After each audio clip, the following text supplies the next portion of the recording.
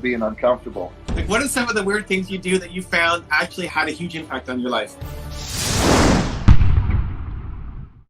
There he is. Well, hello there. How are you, Evan? Good. How are you? I'm great. Phenomenal. Thank you very much. Now, are you on your treadmill desk? I am on my treadmill desk, if you want to call it that. It only goes like 2 miles an hour, so I can still type at the same time, you know? I'm on a trampoline. You're on a trampoline. I don't think the way that I type, I don't think I'd be able to multitask like that. When I'm doing something like this or typing, I have to kind of put my arm on the desk just to control me, because otherwise I'd be bouncing all day long.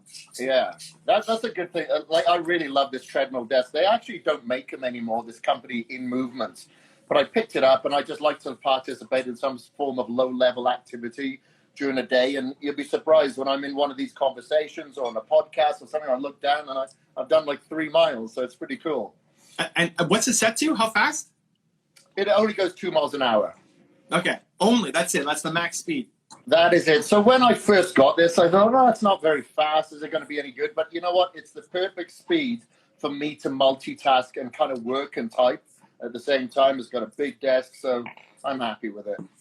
Got it. I love it. Well, for ladies and gentlemen, if you don't know Kris, he's a legendary trainer, health expert, biohacker, and I thought I'd bring him on to talk about health for entrepreneurs, because a lot of business owners, entrepreneurs really struggle to keep track of their health. They're grinding all day on their business.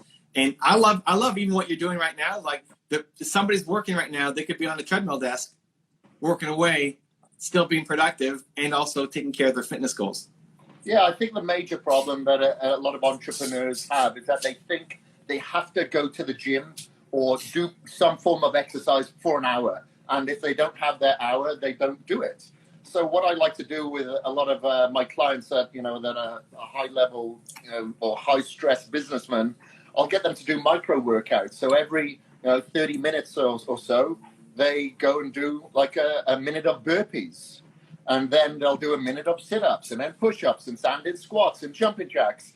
And then by the end of the day, you've gone through quite a lot of calories, and it really does help with their blood sugar regulation. So their blood sugar is that much more stable, so they're not getting as many cravings, they're not eating as bad. So I find that seems to be the perfect entity for that. There is an actual bike called Carol AI, artificial intelligence as well. And basically, it's like a 5-minute workout, and that works very well with a lot of entrepreneurs. I love it. Now, you just finished coming through a fast. Are you done the fast? Are you still on it right now? I just broke it now, literally about 20 minutes ago. Yeah, 36 hours. So fasting seems to have taken off. I've done a couple of them. My longest was early this month. I did 66 hours. Wow, nice. Of just water, coffee in the morning, but like black, and sea salt, like the pink sea salt. Yeah. And that's it for 66 hours. I've been doing fasting for quite a while now, for a couple of years. But usually around 16 hours. The longest I'd gone was 20 hours. So last week I thought, you know what, there's a lot of people out there during this time of quarantine that are kind of losing their discipline at this time. They're eating more, they're not exercising, they're not sticking to a schedule. Even though they're at home, they're not getting up as early as they should be, So, I wanted to, put in a little bit more discipline into people's lives that can have a transcendence effect. So I thought, you know what, let's do something that a lot of people don't want to do. Let's fast. So we started like a little bit of a Facebook group, started off with the 24 last week, 36 this week. Next week, it'll be 48-hour fast. And then what I'm probably going to do is continue with that group, but then maybe every day we'll be doing cold showers, making sure that you're not hitting the snooze button or something else, because you got to get comfortable being uncomfortable. And the group dynamic, I think, is super important, to have other people who are doing it so that you're not feeling like you're all alone. You know what? It's helped me for sure, because last night, I was hungry, and I during the day I'm fine because I'm so busy. But during the evening, when you got time to think and you're not sleeping as good because I'm hungry, that's when it's tough. But having that group dynamic and having that accountability, you're really putting your sincerity on the line. So I really like that. It's very powerful. It's a crowd source of inspiration. What are you telling people right now when they're struggling to stay on their routine and probably eating more than they should? And gaining that weight because they're out of their regular regimen? Yeah, it all depends who I'm talking to at the end of the day. It's like if you think of team sports, which I never really enjoyed. I've always participated in individual sports because you can have a coach that just yells at people. And some of those team players enjoy that. They like that. They're receptive to it. But other team players need some encouragement. So I guess it all depends who you're talking to at the end of the day. But, for the most part, I'm just telling people, look, we are going to go back to normality. So do you want to be one step ahead? Because it's going to be difficult for a lot of people to get back into the economic climate, to get jobs if they've lost their jobs or if they're on part-time or whatever it may be. They're going to have to be one step ahead of the curve. Use this time for introspective energy because now we don't have to always be as distracted. So you can actually listen to your thoughts, get a little bit more creative, don't have to have headphones in all the time. So you can actually, figure out exactly what you want to do and how you want to go about it. Unfortunately, like I've got a gym franchise that I own in India. They've all been closed down for the past, 8-9 weeks now. And my supplement sales from my supplement company has been down a little bit because we don't have the essentials that people consider, such as vitamin C, elderberry and stuff like that. We have more sports performance. So I've had to sidestep and really work on my books and my online training, which the bandwidth is expanded, immensely, which is great. But I can only do that if I continue to focus and wake up in the morning at the time that I usually do, go to bed at 8:30 like I usually do, and stick to that routine of disciplinary action. Because funny you said that a lot of entrepreneurs don't have time to go to the gym. I wouldn't be an entrepreneur if I didn't go to the gym because that gives me my AA batteries in the morning. It provides the discipline that I need to be structured. It provides the blood flow to my brain so I'm more cognitive receptive. I flunked in school. I did terrible at school. I hated school. But it wasn't until I went to college to start studying health and sports therapy that I started to retain that content. And it's because I'd started exercising, feeding my brain and my body with better fuel sources. So whenever I do some talks at like universities, I tell people, it's great that you're studying. It's awesome that you are getting this education. But if you're not able to retain that content because you're feeding your brain and your body with the wrong information, then you're not going to retain it. So, that's part of the parcel. So talk about some of the weird things that you do, or at least normal for you, but other people might seem weird. So you're on the treadmill, great. I mean, the cold baths are now becoming a lot more normalized, I guess, but the red light therapy, the coffee enema, I don't even know what that is. What are some of the weird things you do that you found actually has had a huge impact on your life? Yeah, for sure. Well, you just named a couple of them, for sure. People would think it's a little bit tinfoil hat. I do like to ground myself, earth myself every day. So I do have earthing mats around the house, but at my desk as well. I sleep on an earthing mat, but if I have the opportunity to go outside, it's been raining all this week, I'll earth myself outside. And I find that's really good, especially during the time now we have so much EMF and Wi-Fi and X-rays and gamma rays around us. I think it's very important that we get a lot of the negative ions from the earth. So that's one thing. I actually have a person called Ryan Hoyer from Shielded Healing coming to my house this weekend. And he's a geobiologist, and he will go through the house to see the highest levels of dirty electricity, maybe in my bedroom. So we have to make sure that, we can kind of mitigate that as much as possible. So that's one of the things. The infrared light therapy, yeah, sure. I think it's phenomenal. It really helps with my circadian rhythm so I can sleep better. And obviously, if I sleep better, especially my REM, I'm going to be able to retain more memory, more cognitive function. So every morning I do have infrared panels shining on my balls and everywhere else. And, it's good for the skin. But obviously, if I have the opportunity to go outside in the sun, then I'm going to get those restorative red lights there as well. I also wear these blue light blocking glasses for a couple of hours before because, much of our time is spent on computer monitors, on phone screens, TV, artificial light. So again, to release that melatonin so I can sleep and relax and not be stressed, it all helps with the recovery because we always think about go, go, go, burning a candle at both ends. Let's see how hard we can work and how long we can work. but you can only do that if you optimize your recovery. So recovery is always at the forefront of my brain, so I can perform and be a little bit more efficient with what I put out. Let me see what else I have. PEMF, yeah, you mentioned the coffee enemas. I only do that once a week. I don't make that a daily habit. And is that a pill? Like, I don't even know what. I don't know if I want to ask. Do I want to ask? What? No. It's it goes in a different orifice, not the mouth.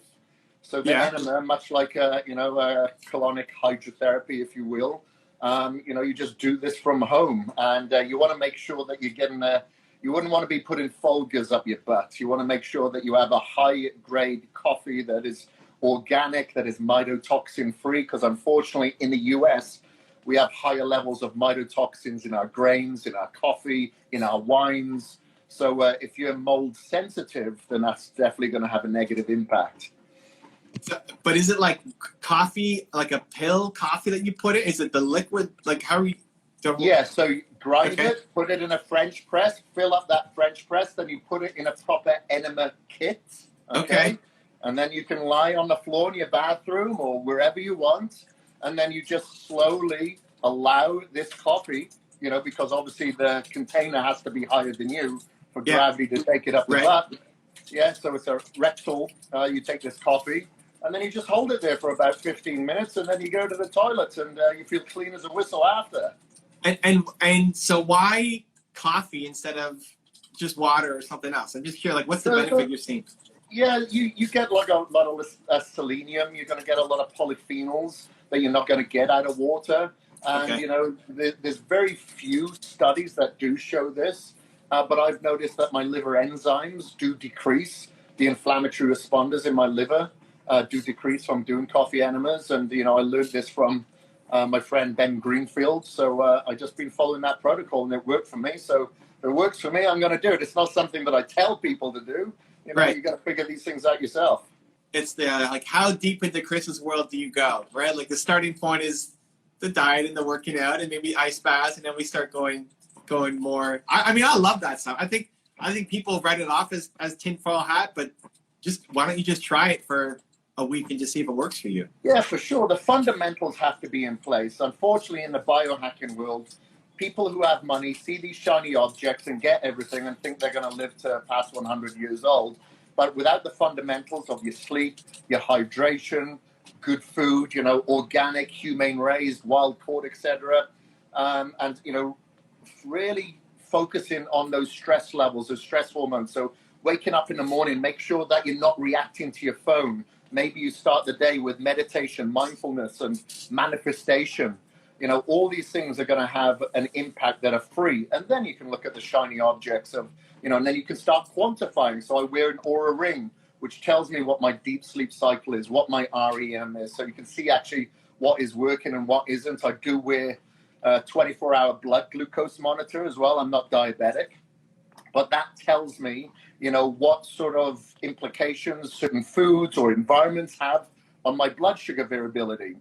So if I have an ice bath in the morning, my blood sugar levels are much more stable. And I've noticed as well, because it tones your vagus nerve, you're much more emotionally stable as well. So you're able to react to certain situations, especially if you're an entrepreneur, much better with more clarity than you would otherwise. So it's constantly measuring your blood sugar level? 24/7, yeah. So you've got an app on the phone. There's two that I wear. There's one called the Nacho Libre, and the other one is called a Dexcom 6. The Dexcom 6 is a little bit better, a thinner needle, so it's not as uncomfortable. And I'll stay there for about 5-6 days. Wow, that's wild. So it's just always in you? Always, yeah. So you throw it like in the back of your arm. You can put it in your waist. I don't wear it on the waist because I wear a weights belt when I go to the gym, and it can be uncomfortable if I'm going running or anything like that. So the back of the arm seems to be pretty good. It's specifically for diabetics, so they don't have to keep pricking their finger. And because I type so much, I don't want to be pricking my finger every day. Makes sense. So for the sleep ring, I'm always curious, what changes have you made? So great. So you know that you didn't get enough REM sleep last night. How do you then use that and make a practical change to your life so that you fix the sleep result? So I always look to see what I did the night before that may have impacted it. So this is how I kind of got into biohacking initially, because I went to Dr. Spinald's clinic in Oldsmar, Florida for 6 weeks because I had mold toxicity from when I was living in Mumbai, India, which led to me only having like about 3 hours sleep a night. It was horrendous. Wow. But I had that typical entrepreneur spirit where I don't care. I'm still going to run my businesses. I'm going to outwork everybody. I'm going to out-train everybody. Go, go, go. And, I wasn't a good person to be around. So, I expended all of my options when it came to natural therapies, natural supplementation, even some types of medication. And when I went to Dr. Spinald's clinic, I found out about this mold toxicity. And following that, the 6 weeks there, the severe detoxification protocol, I really started quantifying everything. And sleep was obviously one of the major things. So I've worn the Whoop, I've worn the BioStrap, the Aura, I find is really, really good for sleep. And the changes that I make come from supplementation, like magnesium is something that we are all pretty much deficient in today. So making sure that I have plenty of magnesium in the diet or supplement with it. You can even bath in it. Which magnesium are you using? There's a company called Calm. That's a magnesium, but the one that I use is by a company called BiOptimizers, and they have a magnesium that I think is very efficacious. But I also bathe in magnesium flakes as well, And if I go, so there's a place here called Stillwater Float, and they do float therapy. And I don't know if you've heard of float therapy tanks. Yeah. Is it in total darkness too? Yeah, that's right. Okay. That's it. So sensory deprivation. So occasionally I'll go there, and it's like 1,200 pounds of magnesium that you're floating in. So you get a good night's sleep after that, But there's certain types of CBD that I'll take, but at a very high dose, like 100 milligrams, to help with the deep sleep cycle as well. And tryptophan I have found as being the number one supplement at about 1 to 2 grams to really help with sleep.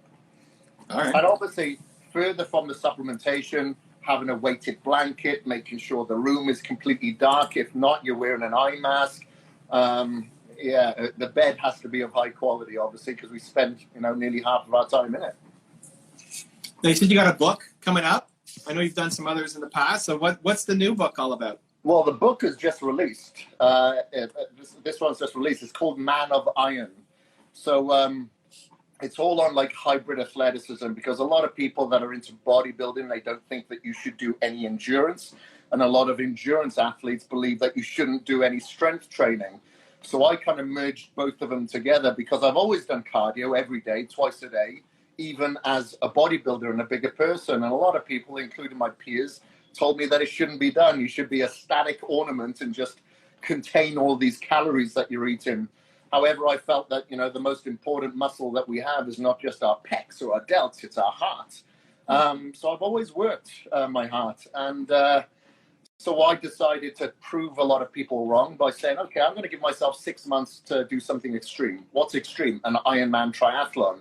So I went to the lab, did all the tests to show that I wouldn't lose any muscle. I increased my FTP, my lactate threshold, and I actually put on just under a pound of muscle during that 6 months. But I've continued to do Ironman and ultramarathon and Spartan, but still train like a bodybuilder as well.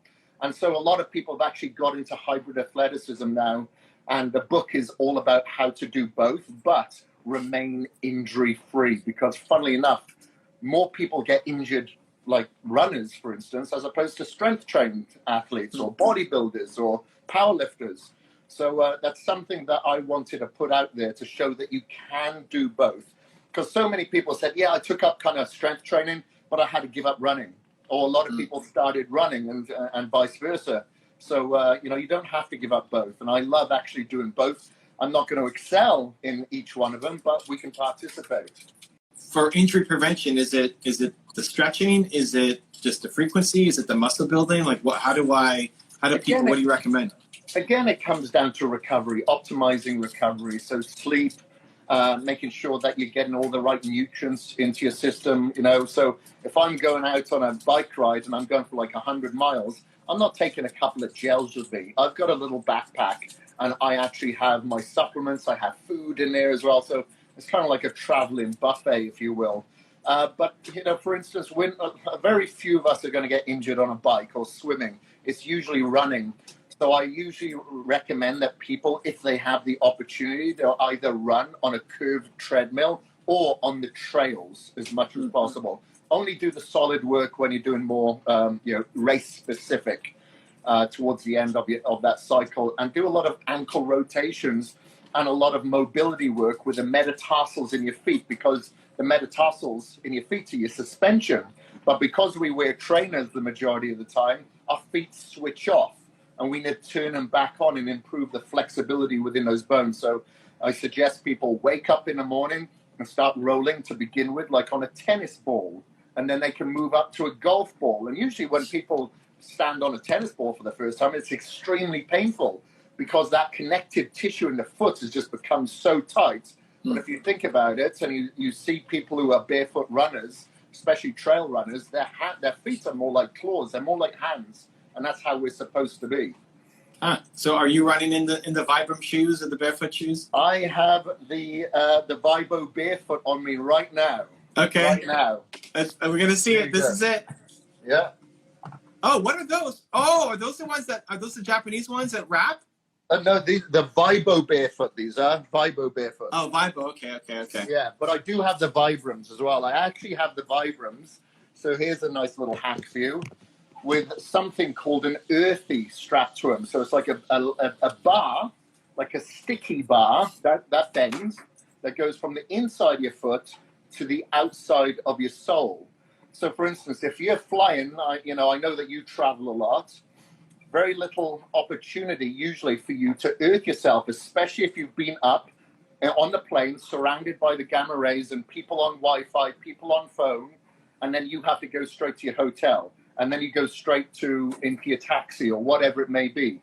You don't earth yourself because you're wearing rubber soles. So these bars, my fiance just brought this to me now, they actually stick from the inside of your foot and connect with your foot to the outside. So it's like that.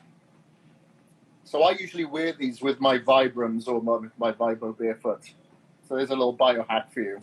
Because Wow. the chances of you actually going out and putting your feet on the grass, especially if you're traveling and you're working, you know what it's like. You don't even see daylight. So that really helps. And another little biohack, if you're not seeing daylight because you're just seeing hotels and conference rooms, there's a handheld infrared device called the Juve Go.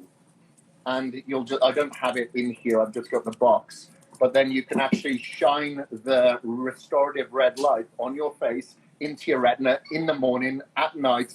So when you do go into that new time zone, you're able to get into it that much more because you're telling your brain, okay, it's sunrise, it's dusk.